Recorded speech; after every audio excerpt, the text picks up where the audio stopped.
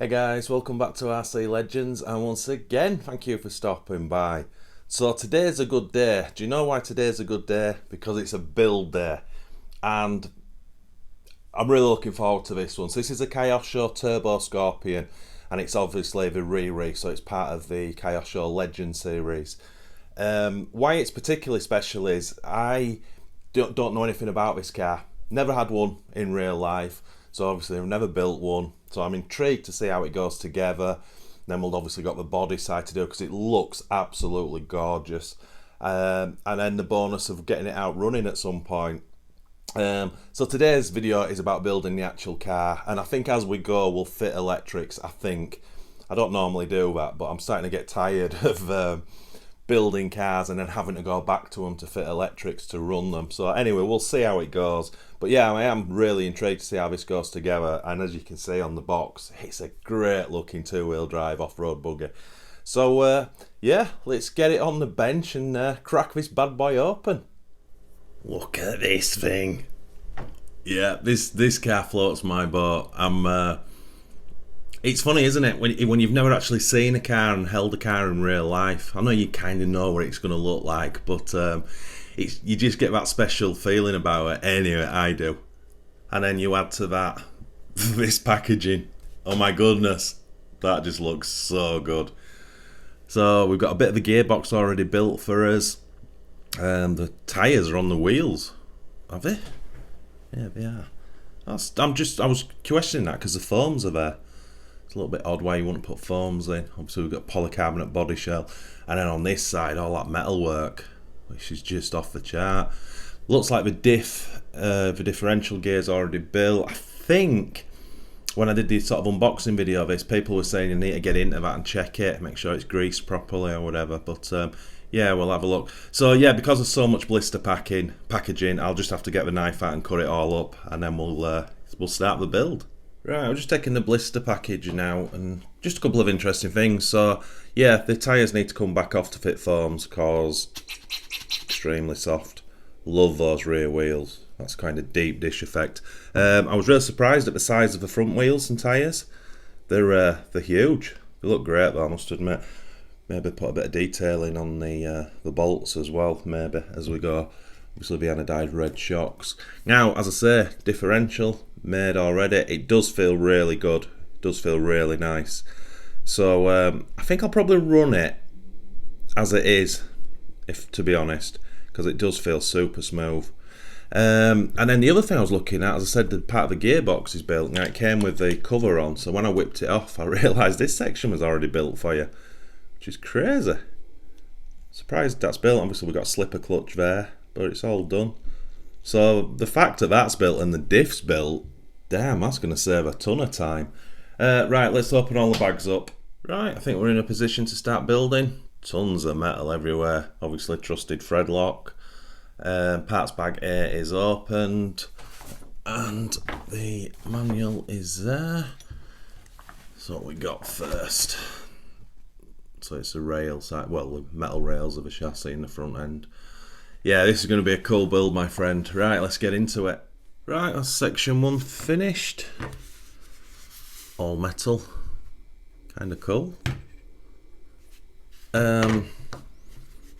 So yeah, I guess that straightens itself up when it's bolted at the back. So yeah, that's step 1, and then moving on to step 2 is the servo steering arrangement.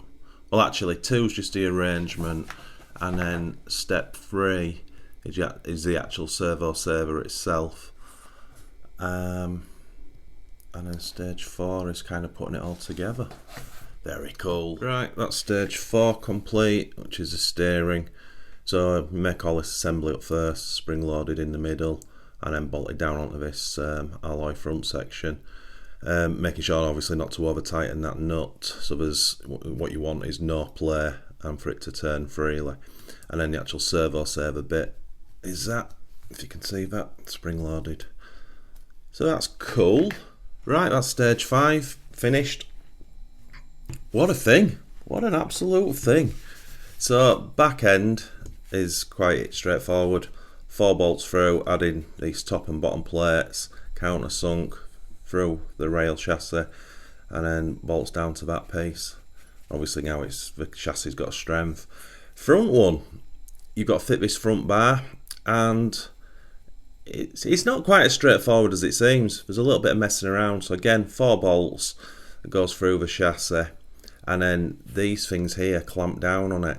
Now there's 2 settings. You've got to bolt these down square. So you see that little line, see if I can see it there, that little line. You've got to bolt them down at the same tension either side.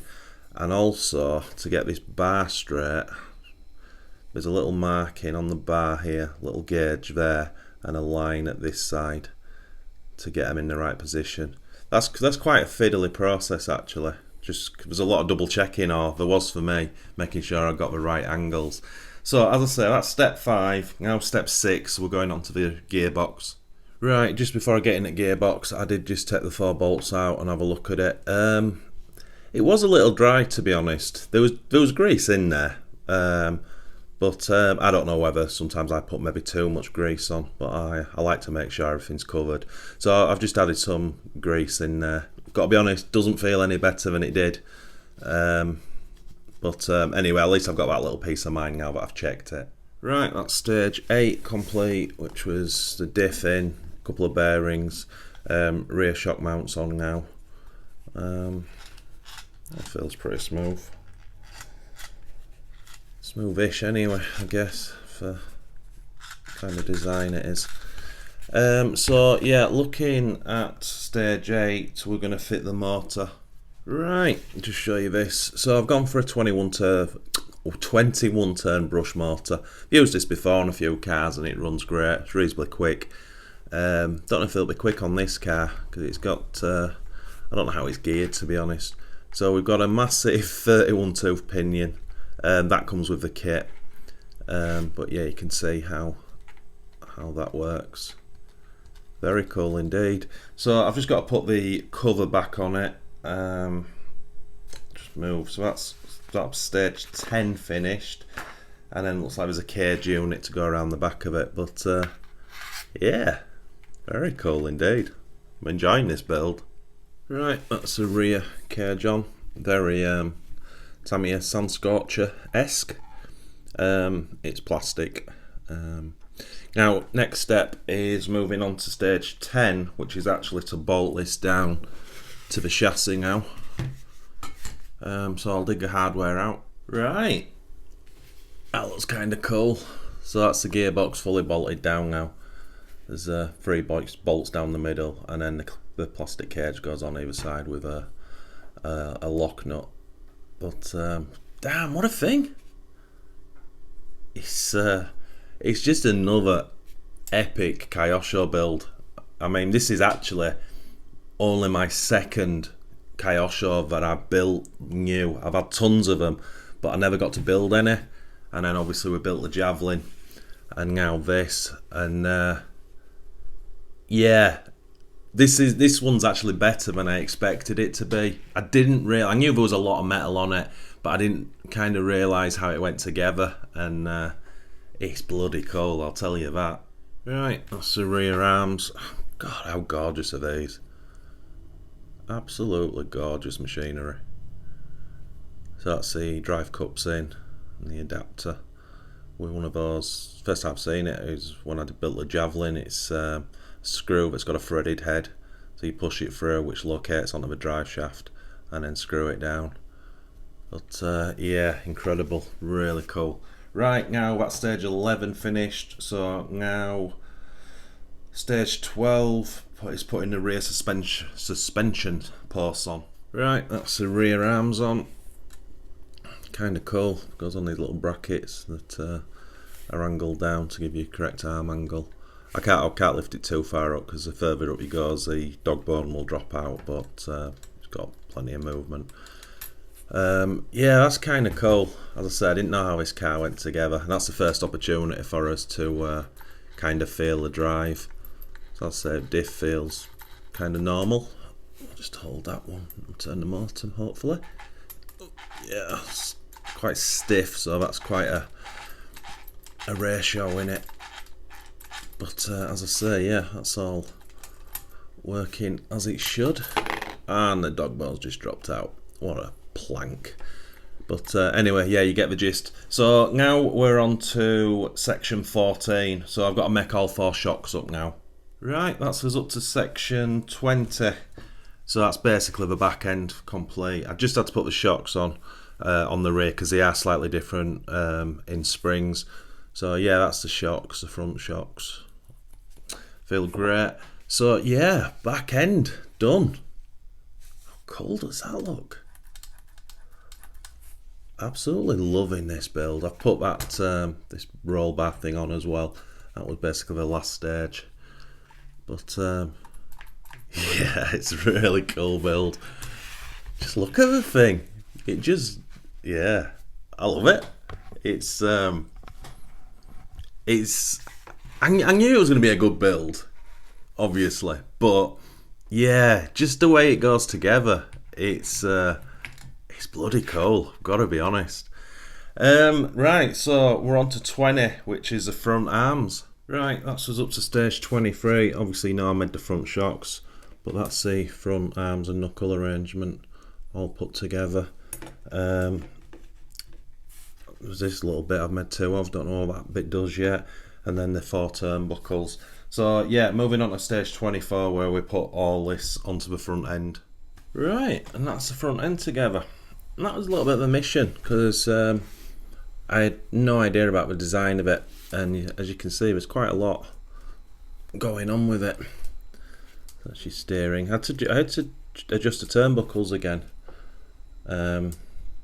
Take quite a lot, screw them inwards to get the wheels sort of close to where I think they want to be.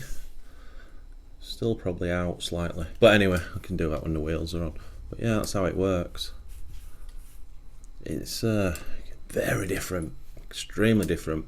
This is a bit I was looking forward to, really. It's just the learning process of how it goes together. It's quite a thing, isn't it? It's almost a shame to put the tub chassis on it. I don't even know how that goes. That goes there. Oh, do I have to take something off to get it on? Oh no.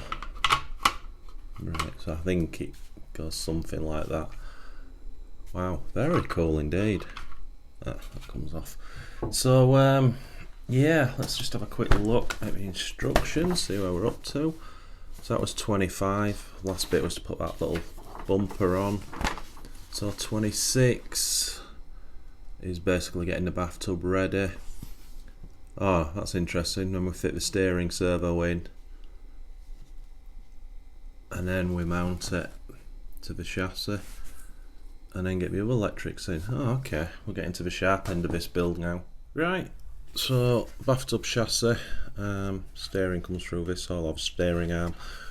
Put this metal bracket on, which is for the battery, and that little there for the body clip to hold the battery case on, and there's another one for the main body. Just stick this on so you can see.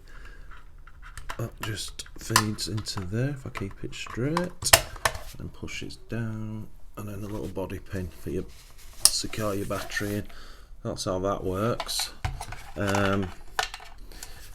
So where are we? So we're up to 28, and the next process is actually it's just 2 bolts. In fact, you can see the 2 holes. Those 2 holes, bolt lid, tub down to the frame. Right, that's the bathtub on. So 2 bolts secures that down onto the alloy rails, and then this huge steering arm, which I'll probably have to fine adjust to get it right lengthwise. But yeah, and a little grommet here to keep the dust out, and that's how that works, as you would expect. So, looking at the instructions now, it's really telling me to sort of start like putting electronic speed controller in and start neutral in the servo, stuff like that, but I'm going to skip that. I'm going to go, what I'll do is now I'll dig the wheels out, I'll take the tyres off, I'll put the foams in, I'll dig the bearings out, and I just want to get the wheels on. I just want to get a feel for it. Right, that's the foams in. That makes a hell of a difference. Kyosho are producing some really top rubber. That might sound daft, but I'm really impressed with the quality of it. It's really good. The rears are breathable, but the fronts are not. There's no hole in them, so obviously if you squash the air out, the tyre stays flat, which is a bit crap. I did notice we've got this Sand Super printed, but on the other side of the tyre, a little bit like original. Can you see it all stamped? You could do that with tyre writing, and it where does it go from? That starts there and goes take half a tyre up all the way around. I don't know. Anyway, I think you get a decal for this one, but anyway, let's get the wheels on. Right. So one interesting thing, I had to open the turnbuckles back out, and that was my mistake because I had these arms. The actual metal rod that you can see the black thing sticking just through, I had it showing about 6-7 mil, and it wants to be just flush, and because you move it this way it really alters what I'd done incorrectly, if that makes sense. God, it looks cool as. So there's a couple of things I'm not sure if I've done wrong. First one is the rear wheels are really sort of cambered. I don't know if that's correct or not. I don't know if I've got the arms upside down or something. I'm not sure. So I need to look at that. And I'm kind of the same with the fronts. I don't know if that's right. Is that what it's supposed to look like? I don't know. So yeah, I need to check these things. But I'll tell you what I'm really surprised with, and it's a really pleasant surprise, is the suspension. It's beautiful, really nice. Look at that front. It's that's plush. That's really plush. That feels absolutely gorgeous. You can see the back working because obviously it's got the weight of the motor. Fronts, not yet. Maybe with the battery in. That is awesome. What a thing that is. I love how that front works. The wheels kind of fall in on themselves. Yeah, that is it's pretty cool. Don't know what the back does. Yeah, the backs kind of fall in on themselves as well. Wow. Sorry, I'm nerding out because, as you know, this is the first time I've seen this car in the flesh, but that's cool as. Right, I'm back. It's the morning after. I did have a little play and I did a bit of research on the wheels and the particular camber of them, and yeah, that's kind of normal. There's a lot of adjustment on the front to play with, which I haven't done. I've just kind of straightened them up best I can, but obviously we've got the main bar. Any angle that's altered on there affects these short turnbuckles, this adjustment here. But yeah, I'm reasonably happy with that. It kind of, once you get used to how it looks, it's kind of cool. Only thing I've added is this cover here on top of the gearbox. This is where the actual wing mount bolts to. Excuse me. But obviously without that the gearbox was open, so I think for now we'll just keep that cover on and keep it nice and clean. Well, my friends, I'll end this video here at this stage, and that's because now really it's to put the speed on, the receiver in, and get it all hooked up and get it all working, and then obviously we've got the body set to do. So while I'm waiting for paints to dry and things like that, I can hook up all the electrics in the next video. I mean, the main thing is the motors in, and obviously the steering servo. So yeah, I'm going to tell you something, my friends. I am falling head over heels for these Kyosho builds. I absolutely love them. They're super special. I'm not saying they're better than Tamiya builds because everything's very different, but I think it's because, as I said earlier, this is only my second Kyosho build. I've had tons of Kyosho cars over the years, but they've all really been for collection purposes. I didn't even run. I think I've run a couple, but nothing sort of major. But yeah, obviously setting this channel up and stuff, and then shout out to Keith when he sent me the Javelin and I built that thing. I was just like, that's a little bit special. And obviously I've got the Turbo Optima to build, which is all gold and just going to be off the chart. So when I knew I had the Turbo Scorpion that I bought ages ago, I was I think in back of my mind I was like, it's not going to be as good as the Javelin. It is. Could even be better. This right now, and I know I do say this a lot, so I apologise, but I think right now this is one of my favourite builds of all time. It's just all that, you just how you build all that frame up and all that metal work and everything just goes together perfectly, and then the end result of how it all works, it's just awesome.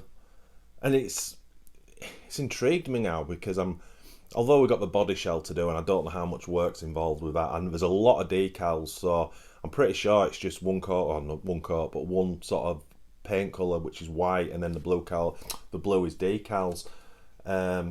I know a lot of people paint the blue on, or are being told to, but I'm just going to use a kit because I've seen them finished and they look fantastic, to be honest. Anyway, I'm dribbling on.